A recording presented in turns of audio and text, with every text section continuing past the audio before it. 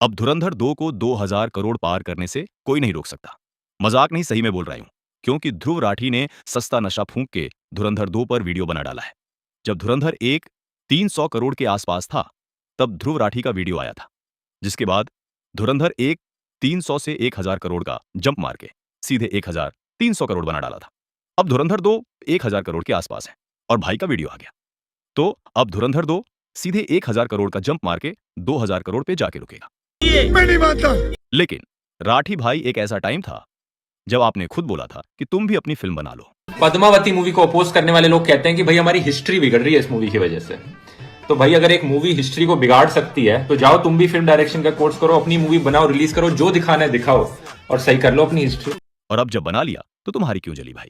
इन इस फिल्म में इतने झूठ भरे हैं, इतने झूठ भरे हैं कि इसके जरिए देश का इतिहास रीराइट करने की कोशिश की जा रही है। अरे रो क्यों रहा है लाले? अब ये बताएं कि अगर लोगों को पैसे देकर मोदी का प्रोपेगेंडा देखना पसंद है तो देखने दो ना भाई। इंडिया में लोग काफी शाने हैं, एक फिल्म देख के वोट नहीं डालेंगे। इतना हाइपर मत हो, चिल भाई, आप दम मारो दम। दम मारो दम। अगर कोई इंसान खुद को एडुकेटर बुलाए और फिर एक स्पाई मूवी देखकर ऐसी गलती करे जो 10वीं का बच्चा भी नहीं करता, तो उसे क्या कहेंगे? जीनियस? नहीं। एडुकेटर? शायद नहीं। Agenda driven content creator? अब हम कहीं पहुंच रहे हैं। तू समझा? हाँ। नहीं, तू समझा नहीं। ध्रुव राठी की वीडियो में इतने छेद हैं कि समझ में नहीं आता सांस कहां से ले। तो चलो आज एक एक करके उनके पॉइंट्स को उठाते हैं और देखते हैं सच्चाई कहां है। पहला मुद्दा, हिंदू मुस्लिम नैरेटिव। ध्रुव राठी ने कहा कि फिल्म में पाकिस्तान के टेररिस्ट्स को मुस्लिम दिखाया गया ताकि नफरत फैले। यहाँ पाकिस्तान में एक सिख आदमी को फेक ब्लास्फेमी चार्जेस पर जिंदा जला दिया जाता है। मॉब जो वहां मौजूद है वो सर तन से जुदा के नारे लगा रहा होता है। पॉइंट ये नहीं है कि पाकिस्तान में असल में ऐसी घटनाएं होती हैं या नहीं। क्या बोला तूने? पॉइंट ये नहीं है कि पाकिस्तान में असल में ऐसी घटनाएं होती हैं या नहीं। क्या बात कर? भाई 26/11 के अटैकर्स बुद्धिस्ट थे या जैन? पब्लिक डोमेन में वो सारी कॉल रिकॉर्डिंग्स मौजूद हैं जिनमें अटैकर्स और उनके हैंडलर्स बात कर रहे थे, और ऊपर से कासब को हाथ में कलावा बांधकर भेजा गया था ताकि हिंदू मुस्लिम नैरेटिव क्रिएट हो। वो प्लान उन्हीं का था। तो जब रियलिटी में टेररिस्ट मुस्लिम थे तो फिल्म में उन्हें बुद्धिस्ट दिखाते। भाई जो भी फूंक रहे हो ना, एक नंबर लगता है। अपने कोर्स के साथ साथ में ये कहां मिलेगा उसका भी लिंक दे देना। दूसरा मुद्दा, फिल्म में आतिक अहमद पर बेस्ड आतिफ अहमद का कैरेक्टर जेल से बाहर आता है, मीडिया को इंटरव्यू दे रहा है और तभी उसे गोली मार दी जाती है। अब यकीन नहीं करोगे दोस्तों, पार्लियामेंट में, लोकसभा में नरेंद्र मोदी, अमित शाह और ओम बिरला ने उन्हें श्रद्धांजलि दी थी। अगर ये एक इंटेलिजेंस ऑपरेशन था तो पार्लियामेंट में ट्रिब्यूट क्यों दिया गया? ध्रुव राठी का सवाल था कि अगर ये कोई सीक्रेट इंटेलिजेंस ऑपरेशन था तो पार्लियामेंट में उस आदमी को ट्रिब्यूट क्यों दिया गया? भाई ये सुनकर मैंने माथे पर हाथ मारा। इंटेलिजेंस की दुनिया में एक टर्म होती है प्लॉजिबल डेनियाबिलिटी, मतलब ऐसा झूठ जो इतना कन्विंसिंग हो कि कोई पकड़ ना सके। अगर सरकार ने किसी अंडरवर्ल्ड डॉन को किसी कवर ऑन ऑपरेशन में मरवाया है तो क्या वो पार्लियामेंट में खड़े होकर बोलेंगे कि हाँ भाई हमने करवाया? नहीं, वो फॉर्मल ट्रिब्यूट देंगे, प्रोटोकॉल फॉलो करेंगे ताकि ऑपरेशन का कवर बना रहे। और रियल लाइफ इंटेलिजेंस में तो ये बेसिक है। या तो ध्रुव भाई को स्पाई साइकोलॉजी की बिल्कुल समझ नहीं है, या फिर उन्होंने जानबूझकर इस फैक्ट को इग्नोर किया, या फिर वही भाई कौन सा माल फूका है, नाम बताओ। तीसरा मुद्दा, एनजीओज। ध्रुव राठी का कहना था कि आदित्य धर ने एनजीओज को बदनाम किया। लेकिन इस डायलॉग में सबसे बड़ा प्रोपेगेंडा यह है कि आईएसआई इंडिया की एनजीओज, मीडिया, यूनिवर्सिटीज और सोशलिस्ट को फंड कर रहा था। भाई पहली बात, फिल्म में किसी स्पेसिफिक एनजीओ का नाम नहीं लिया गया। दूसरी बात, क्या इंडिया में काम करने वाले सारे एनजीओज दूध के धुले हैं? ऑफिशियल एजेंसीज ने कोर्ट में प्रूव किया है कि कई बार फॉरेन इंटेलिजेंस और हवाला मनी से एंटी इंडिया एक्टिविटीज को फंड किया गया है। ध्रुव भाई ने वो सारी रिपोर्ट्स इग्नोर की जो उनके नैरेटिव को सूट नहीं करती थी।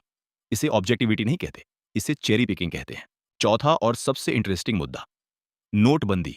ध्रुव राठी ने कहा, दिखाया जाता है कि पाकिस्तान ने पहले 11,000 करोड़ की फेक करेंसी इंडिया भेजी और दोबारा 60,000 करोड़ की फेक करेंसी भेज रहा था। इंटेलिजेंस एजेंसीज ने बात प्रधानमंत्री को ब्रीफ करी और प्रधानमंत्री ने देश बचाने के लिए नोटबंदी कर दी। इतनी छोटी सी चीज के लिए कोई इतना बड़ा एक्शन लेता है क्या? कि फिल्म में पाकिस्तान से 11,000 करोड़ और 60,000 करोड़ की फेक करेंसी की थ्रेट दिखाई गई, लेकिन आरबीआई के मुताबिक नोटबंदी के बाद सिर्फ 43 करोड़ के नकली नोट पकड़े गए।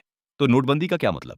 भाई जरा रुको, अगर 60,000 करोड़ की फेक करेंसी आने वाली थी और नोटबंदी हो गई तो वो करेंसी आई ही नहीं, तो आरबीआई पकड़ेगा कैसे? पाकिस्तान जाकर, वहां के गोडाउन्स में घुसकर। फिर वही भाई कौन सा माल फूका है, नाम बताओ। और ये भी सोचो कि 43 करोड़ के नकली नोट तो पकड़े गए थे। जब इतने हो सकते हैं तो और भी हो सकते हैं। ये लॉजिक तो बच्चा भी समझे। और एक फैक्ट जो ध्रुव राठी ने बड़ी चालाकी से मिस कर दिया। 8 नवंबर 2016 को इंडिया में नोटबंदी हुई और ठीक 3-4 हफ्ते बाद 4 दिसंबर 2016 को साउथ एशिया का सबसे बड़ा हवाला हैंडलर असली जावेद खनानी कराची की एक बिल्डिंग से गिरकर मर जाता है। ये पब्लिक डोमेन में मौजूद है, गूगल कर लो। तो अगर नोटबंदी पूरी तरह फेल थी और आईएसआई के हवाला नेटवर्क को कोई नुकसान नहीं हुआ था, तो जावेद खनानी अचानक छत से क्यों कूद गया? और ध्रुव भाई ने यह भी कहा कि सुप्रीम कोर्ट को यह सवाल करना चाहिए कि ऐसी फिल्में बनाना अलाउड है या नहीं। भाई, हॉलीवुड जब फिल्म बनाता है, CIA के कवर ऑपरेशंस को ग्लोरीफाई करता है, फैक्ट्स को ड्रामेटाइज करता है, तो वो सिनेमैटिक मास्टरपीस कहलाता है। लेकिन जब एक इंडियन डायरेक्टर वही काम करे, तो वो प्रोपागेंडा हो जाता है। अब तो मैं भी कहता हूं भाई कि सस्ता माल मत फूंको, आपके दिमाग पर असर हो रहा है। एक बात और, धुरंधर 2 फिल्म उन लोगों को सेलिब्रेट करती है जिनके नाम हम जानते तक नहीं, जो अपनी पूरी उम्र दुश्मनों के बीच गुजार देते हैं ताकि हम अपने घरों में चैन से सो सके। ये लोग नहीं होते तो आप शायद जर्मनी में बैठ के वीडियो बना लेते, लेकिन इंडिया में लोग वीडियो बनाने लायक नहीं रहते। अगर इसमें किसी को बुरा दिखाया गया है तो वो ISI है और टेरर आउटफिट्स हैं। अब अगर किसी को उनसे हमदर्दी है तो भाई उस पर कोई कमेंट नहीं करूंगा। तो ये था ध्रुव राठी की वीडियो का पोस्टमार्टम। अगर तुम्हें लगता है कि मैंने कोई पॉइंट मिस किया या तुम्हारी कोई अलग राय है तो कमेंट सेक्शन में आओ और बताओ। वीडियो अच्छी लगी हो तो लाइक, शेयर और चैनल सब्सक्राइब करो। जरवारी साहब, आपने बतखें तो बड़ी सफेद पाल रखी है अपने फार्म हाउस में। या बटक्स आर रियली वाइट।